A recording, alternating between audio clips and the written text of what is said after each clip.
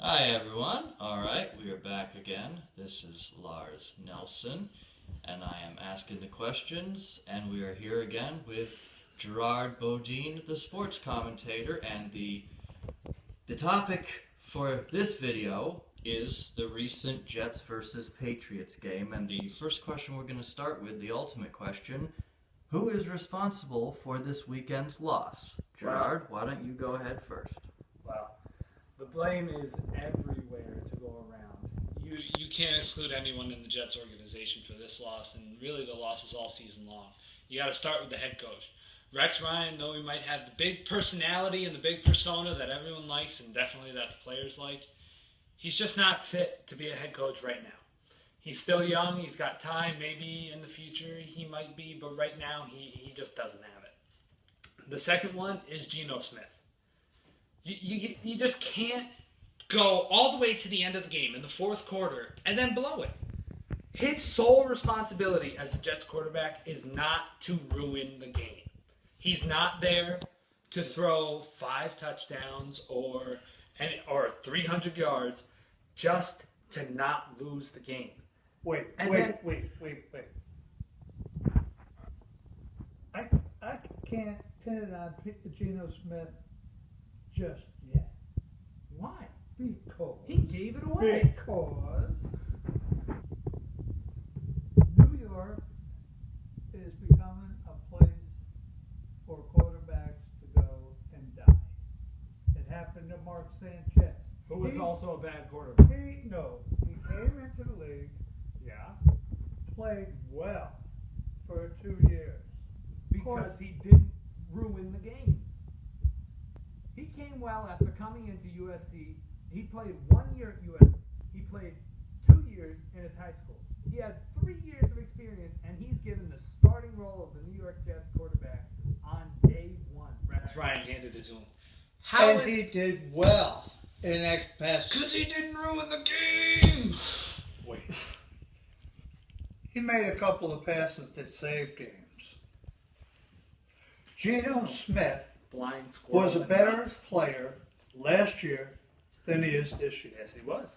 He goes out there. That's because he didn't have 2 years with Rex. He only had 1. There, you're getting to a point now. But he still doesn't Now, have to what's- throw the interception. Oh. Number one, the game was lost by Rex Ryan and Rex Ryan alone. Okay. You- I mentioned him first, too. Do you agree with me that... Rex. Yes or no? Do you agree with me that I'm liking this. you have seen the New York Jets lose repeatedly in the last 5 minutes of the Yes. fourth quarter? Yes, I have. When the quarterback throws an interception and the defense falls apart. We watched the game. Yep. There was 7:28 left. I made the comment to you that the Jets have to score immediately. Yep. They had the ball in field goal position. Mm-hmm. If they would have scored Yep. and left 6.5 minutes on the clock, Yeah. they would have won that game. Yeah, I They know. would have beat the Patriots. Yeah, because you said that they would have had enough time at the end of the game after the Patriots scored. But, To move the football. yeah, you know who blew it for the Jets, though? Geno Smith. Wait. There we go. What If he- blew it? You if could he- say he The blew it earlier The with interception blew it Correct. when he took a sack for minus 12 yards on third down and pushed it to a 52-yard field goal. That was a very bad move. That Exactly. was a very bad move. Rex Ryan was not in his ear telling him, "No, take the sack, take the sack. You don't. But We don't want to make this field goal." hold it. Come on. Hold it. 7:28 left on the clock. Yes. The Jets are in field goal range. Yes. Everybody in the stadium and everybody on the Patriots is expecting a run up the middle. Yeah. And again on second down. Yep. Why? Why not throw the ball? Because he It's threw up an the end zone. interception. Wait a minute. Geno Smith Would throw it to the other team. No, he throws the ball he well would enough. throw it to the other team. Look, he throws the ball well enough. You take a shot downfield, maybe even into the end zone. 3 plays go by, kick the field goal, take the lead, count on your defense Yep. to hold the Patriots to a field goal. Mm-hmm. Now, you're in a 4-down situation moving down the field. Yes, you are. If Gino throws the interception during that process, Jets lose. But they lost anyways. This is their strength. It to wasn't. lose at the end of the fourth quarter. It wasn't an if Gino threw the interception there. He was going to throw the interception there either way. Gino is prone to the interception. Gino is, and so was Sanchez. But wait a minute. It's the play calling that puts a lot of pressure on Gino. But I know that. But the Jets have had Brian Schottenheimer, who was a horrible offensive coordinator for the Jets. He doesn't count anymore. They've had Tony Sparano, who is ground and pound, which is quarterback friendly because he doesn't even throw the ball, and when he does, it's safe passes. And then Marty Morningweg, who's the offensive quarterback guru, he can't fix him either. All right, so you're saying clean sweep. Of the whole team or the whole organization? No, the front office. Yep, clean sweep. Gone. Starting with the owner. The owner's not going in. Yeah, well, then it's never a clean sweep. It could be. The owner's calling the shots here. Probably. He's probably calling the plays during the game, too. Well, let's go back a couple of years. Let's go Dolan back a syndrome. couple of years. Belichick. Guys, just so you know, we're at 7 minutes and 12 seconds. Belichick becomes the coach of the New York Jets. Mm-hmm. For how long? A day. And he goes to New England. Yep. What happened? You probably met the owner. And the owner said, Hi? you're the coach, but I run the team. Yeah, probably. Probably. You're Could right. that be the situation in New York? Yeah, that's probably exactly what it is. That's the way it is with every New York owner. But still, he can't. The players on the field can still play well, no matter what's happening. I agree with you. They have good players. They do, except for Geno Smith. Hold it. I would take Jay Cutler over Geno Smith. I don't think so. Yes, I would. Not for 2 weeks in a row. I would take him for the rest of the Were you season. saving Cutler? Yes, Cutler. I would take Cutler over Geno Smith. Did you ever see the wind knock Cutler down? I did. I've seen Cutler knock Cutler down. Come on. Cutler comes right after the butt fumble. But at least it's 50-50 with him. He'll throw 2 touchdowns and 2 interceptions. Okay, you dump. But Geno will throw 1 touchdown to 7 interceptions. You dump Geno right now, Yes. and what do? Right now, What do you think? I'd play Matt Sims. Michael Vick is shot. We don't need him anymore. I'd play Matt Sims. Who's your backup? Who's my... Jeremy Curley.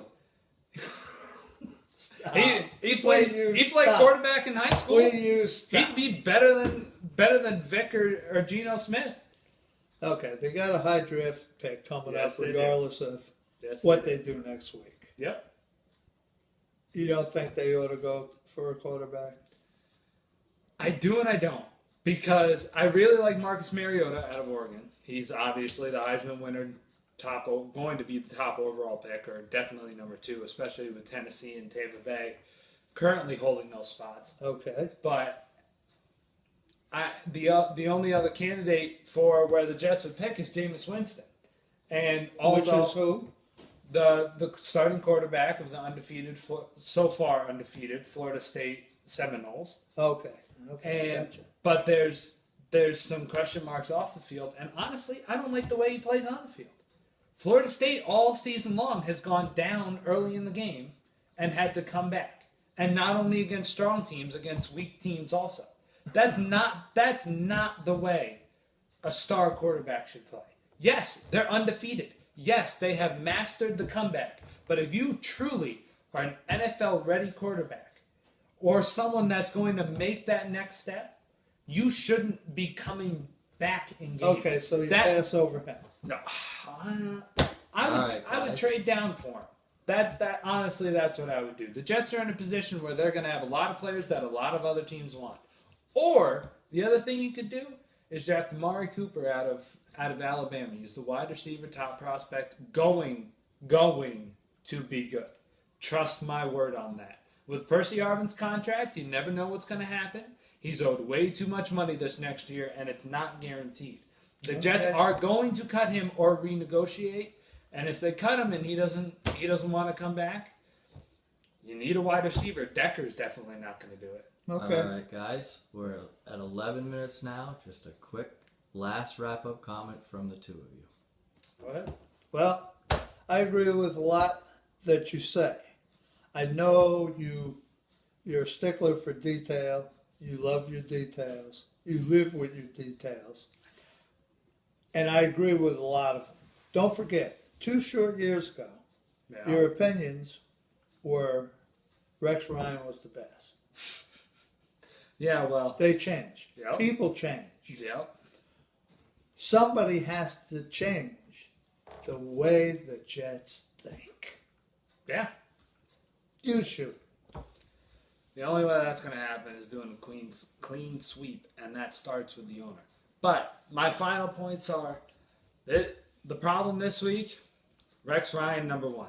He's not a head coach. Excellent defensive coordinator. Probably going to be a good head coach in the future.